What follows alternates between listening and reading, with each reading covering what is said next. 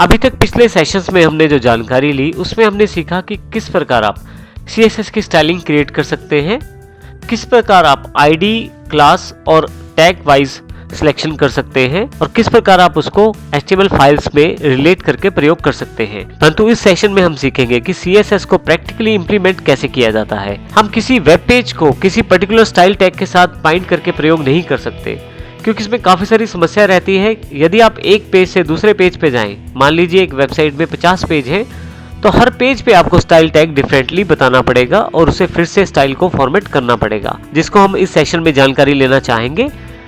CSS को implement आप 3 तरीके से कर सकते हैं। सबसे पहला स्टाइल है इनलाइन स्टाइल।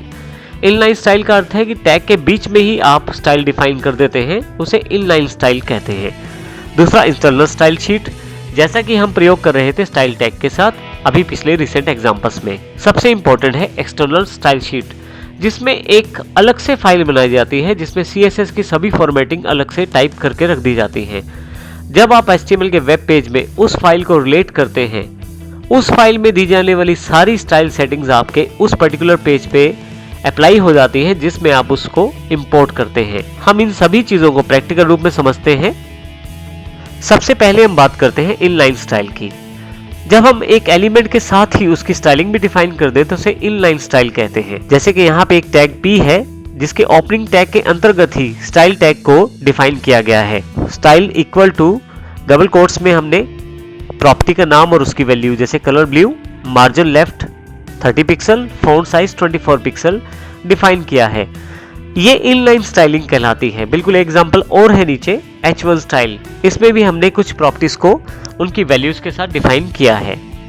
परंतु यहाँ एक समस्या है, वो ये समस्या है कि यदि हम P टैग 10 बार लिखेंगे तो क्या हम हर बार P टैग के लिए स्टाइल को प्रयोग करेंगे। इस प्रकार की इनलाइन स्टाइल प्रॉपर्टी को प्रयोग करना मुश्किल हो जाता है। लेकिन आइए हम इसको एग्जाम्पल के द्वारा जरूर समझते हैं 54.css.html के द्वारा। आइए इनलाइन स्टाइल को हम inline.css के एग्जाम्पल के द्वारा समझते हैं। यहाँ पे 54.css.html के नाम से प्रोग्राम अवेलेबल है हमारे पास। इनलाइन CSS के लिए हमने यहाँ पे बॉडी सेगमेंट के अंदर एक P टैग का प्रयोग किया है और एक H1 का। P टैग की स्टाइलिंग हमने उसी के साथ ही डिफाइन कर दी है, जिसमें सबसे पहले कलर जो कि ब्लू डिफाइन किया गया है, मार्जिन लेफ्ट है जो 30 पिक्सल, फॉन्ट साइज 24 पिक्सल। इसी प्रकार से H1 की स्टाइल भी हमने डिफाइन किया है।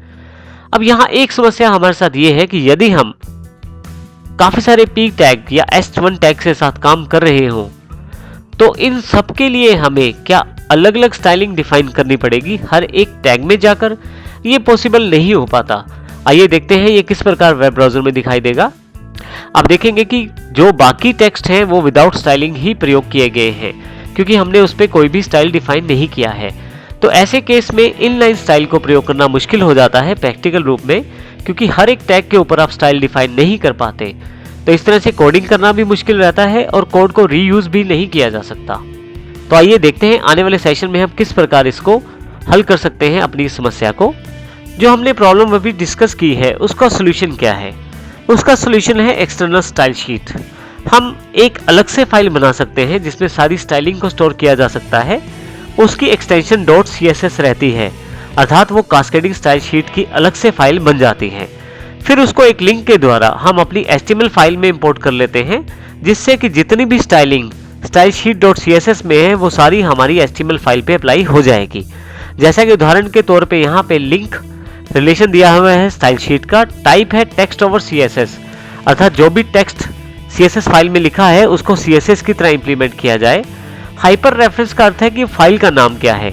तो मुख्यतः आपको केवल यही चेंज करना है, जो भी फाइल का नाम आप रखते हैं उस फाइल का नाम आप यहाँ पे दे सकते हैं।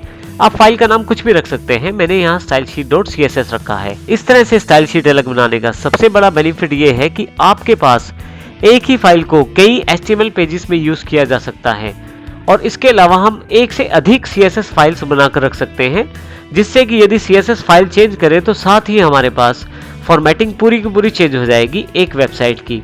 तो इस तरह से आप आसानी से सुंदर सुंदर वेबसाइट्स बना सकते हैं और जो आपको पसंद रहती है उस स्टाइल शीट का प्रयोग आप बार बार कर सकते हैं।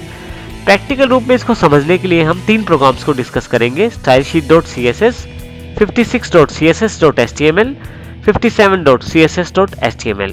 आइए सबसे पहले हम 56.css.html फाइल को ओपन करते हैं। आप देखेंगे एक स्टाइल लागू है पैराग्राफ टेक्स्ट और हेडिंग टेक्स्ट के ऊपर। इस फाइल को हम नोटपैड के साथ भी खोल लेते हैं। तो यहाँ पे हम साइड बाय साइड देख सकते हैं हमारे पास यहाँ किस प्रकार की स्टाइलिंग उपलब्ध है। यहाँ हमने स्टाइल टैग का इंटरनल फॉर्मेटिंग का प्रयोग किया है। यदि आप यहाँ ध्यान दें तो हमने यहाँ पे एक p टैग को h1 टैग दोनों को कुछ स्टाइल डिफाइन किया है। यहाँ पे जो स्टाइल डिफाइन किया गया है, colour yellow, text alignment centre है, फॉन्ट साइज 24 पिक्सल है, बैकग्राउंड कलर रेड है। इसी तरह से h1 के साथ भी कुछ स्टाइल डिसाइड किया गया है। आप यदि लेफ्ट साइड देखें तो ब्राउजर में इसको फॉलो किया गया है, जो कि बिल्कुल ठीक है। परंतु मान लीजिए मुझे 56 के अलावा किसी और फाइल में इसी स्टाइल को यूज करना है, तो क्या मुझे ये स्टाइल दोबारा लिखना पड़ेगा या टाइप करना पड़ेगा या इसे कॉपी करना पड़ेगा? तो इस तरह से मान लीजिए 10 फाइलें हैं तो 10 बार क्या मुझे ये काम करना पड़ेगा? इससे बेहतर ये है कि क्यों ना मैं इस पूरे स्टाइल की एक फाइल ही अलग से बना लूं। आइए देखते हैं ये किस प्रकार हो सकता है। मैं इस फाइल को सेव कर देता हूं, वापस आता हूं नीचे की तरफ और 57.css.html फाइल हमारे पास उपलब्ध है। मैं इसे डबल क्लिक करके खोल लेता हूं। आप देखेंगे आउटपुट बिल्कुल सेम है। इसी 57 वाली फाइल को मैं राइट क्लिक करके नोटपैड के प्लस के साथ भी खोल लेता हूं। अब यदि आप ध्यान दें तो मैंने यहां भी बॉडी टैग में 2 टैग ही प्रयोग किए हैं, p और h1। ऊपर की तरफ स्टाइल टैग के स्थान पर मैंने एक लाइन इंक्लूड की है, लिंक, जिसमें रिलेशनशिप स्टाइल शीट जैसा है। टाइप टेक्स्ट ओवर CSS है, अर्थात जो टेक्स्ट फाइल में है उसको CSS की तरह इंप्लीमेंट किया जाए। और सबसे इंपॉर्टेंट लाइन हाइपर रेफरेंस, ये उस फाइल का नाम है जिसमें आपकी सारी की सारी स्टाइल कोडिंग पड़ी है, stylesheet.css। आप नाम कुछ भी रख सकते हैं, जो नाम आप रखेंगे वो आपको यहाँ इंपोर्ट करना पड़ेगा, वो आपको यहाँ टाइप करना पड़ेगा। आइए अब देखते हैं stylesheet.css फाइल में क्या है। इसके लिए मैं थोड़ा सा नीचे जाता हूँ एक्सरसाइज फाइल में, तो मेरे पास stylesheet.css के नाम से एक फाइल पड़ी है। राइट क्लिक करके इसको मैं एडिट विद नोटपैड प्लस कर देता हूँ। तो यहाँ पे देखें अगर आप, तो हमारे पास एक p टैग की स्टाइलिंग डिफाइन है और एक h1 टैग की स्टाइलिंग डिफाइन है। ये बिल्कुल वही स्टाइलिंग है जो 56 में हमारे पास डिफाइन थी। आप यदि ध्यान दें तो सेम स्टाइलिंग हमने यहाँ पे फॉलो की है, परंतु यहाँ पे फर्क ये है कि अब की बार ये एक अलग फाइल में है जो stylesheet.css के नाम से है। अब की बार मैंने स्टाइल इंटरनली देने के बजाय एक फाइल को इंपोर्ट किया है।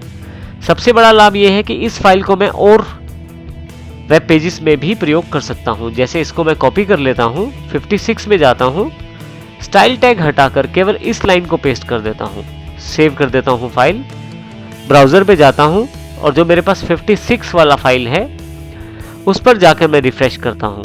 आप देखेंगे कोई भी फर्क नहीं पड़ा। तो इसका अर्थ ये हुआ कि स्टाइल शीट से आपका कार्य करना आसान हो जाएगा। आइए देखते हैं किस प्रकार हम एक नई स्टाइल शीट फाइल बना सकते हैं। नई स्टाइल शीट फाइल बनाने के लिए आप नई फाइल लें और यहाँ पे जो आप टाइप करना चाहते हैं वो टाइप करें। जिस प्रकार की प्रॉपर्टीज आप डिफाइन करना चाहते हैं, जिस टैग की प्रॉपर्टी और जिस आईडी या क्लास को आप यूज करना चाहते हैं, वो सारा कुछ आप यहाँ टाइप कर सकते हैं। जैसे एग्जाम्पल के तौर पे मैंने p टैग को लिया है और h1 टैग को यहाँ पे लिया है।